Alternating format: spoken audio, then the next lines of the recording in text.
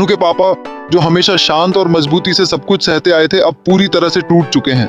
उनके अंदर जैसे सब खत्म हो चुका है। होश में कम और गम में ज्यादा डूबे हुए वो बिना कुछ कहे सड़कों पर भटकते हुए निकल जाते हैं। और ठीक उसी वक्त पीछे से आता है एक तेज रफ्तार ट्रक। वो पल जब लगता है सब कुछ थम जाएगा। क्या अनु के पापा बच पाएंगे या किस्मत ने उनका साथ छोड़ दिया है? घर में अनु की माँ बेचैन है। जब वो दुकान पर फोन करके पूछती हैं कि उनके पति आज क्यों नहीं आए, तो जवाब सुनकर उनके पैरों तले जमीन खिसक जाती है। उन्हें बताया जाता है कि उन्हें तो कल ही नौकरी से निकाल दिया गया था। ये बात सुनते ही वो डर से कांपने लगती है। घबराई हुई वो बार बार फोन मिलाती हैं, लेकिन फोन स्विच ऑन ऑफ आता है। मजबूरी में वो अनु को फोन करती हैं, बेटा जल्दी घर आ जा, पापा नहीं मिल रहे। ना दुकान गए ना घर आए। उन्हें नौकरी से निकाल दिया गया था, लेकिन उन्होंने कुछ बताया ही नहीं। अनु भी हैरान रह जाती है, मुझे तो कुछ नहीं पता माँ। जैसे ही अनु रास्ते में आती है, उसकी नजर सड़क के किनारे किसी पर पड़ती है। वो इंसान और कोई नहीं बल्कि उसके अपने पापा हैं। जमीन पे लहूलुहान।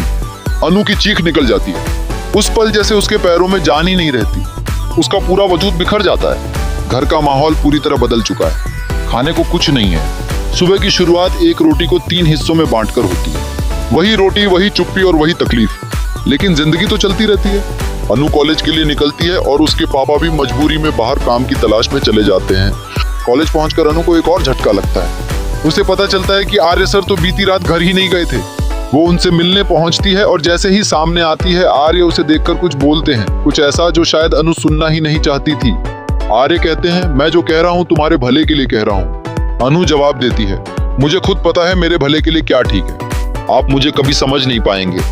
आर्य उसकी आंखों में देखकर कहता है, मुझे पता है कि तुम मुझसे प्यार करती हो, लेकिन हमारे बीच उम्र का फासला बहुत बड़ा है। तुम्हारी जिंदगी की शुरुआत है, मेरी आधी खत्म हो चुकी है। अनु अवाक रह जाती है। उसे कभी अंदाजा भी नहीं था कि आर्य को उसके जज्बातों के बारे में सब पता था, और फिर भी उन्होंने उसे इस तरह ठुकरा दिया। आर्य फिर कहता है, तुम्हारी माँ जिसे तुमसे शादी कराना चाहती है, उस विपिन से शादी कर लो, शायद यही तुम्हारे लिए बेहतर होगा। अनु की आंखों से आंसू रुकते नहीं। वो वहां से चुपचाप चली जाती है, लेकिन मन में एक सवाल लिए, क्या आर्य सर सही कह रहे हैं? उधर रात हो जाती है, लेकिन अनु के पापा अब तक घर नहीं लौटते। उनकी पत्नी और ज्यादा घबरा जाती हैं और फिर से अनु को फोन करती हैं। जैसे ही अनु को पता चलता है, वो तुरंत निकल पड़ती है। उसके पीछे पीछे आर्य भी, जो ये सारी बातें सुन चुका होता है। अब दोनों मिलकर अनु के पापा को ढूंढने निकलते हैं, लेकिन क्या वो समय पर उन्हें ढूंढ पाएंगे? क्या वो अब भी जिंदा होंगे? और इन सबके बीच एक बड़ा सवाल अब भी हवा में तैर रहा है, क्या अनु सच में उस विपिन से शादी के लिए तैयार हो जाएगी? क्या वो आर्य की कही बातों को सच मानकर अपनी मोहब्बत को छोड़ देगी? अब देखना होगा कि अनु अपने दिल की सुनेगी या हालातों के सामने झुक जाएगी। आपका क्या सोचना है? क्या अनु का फैसला सही होगा? और क्या आर्य ने जो किया वो ठीक था? अपने विचार हमें कमेंट में जरूर बताएं। और हाँ, वीडियो को लाइक जरूर कर दीजिएगा।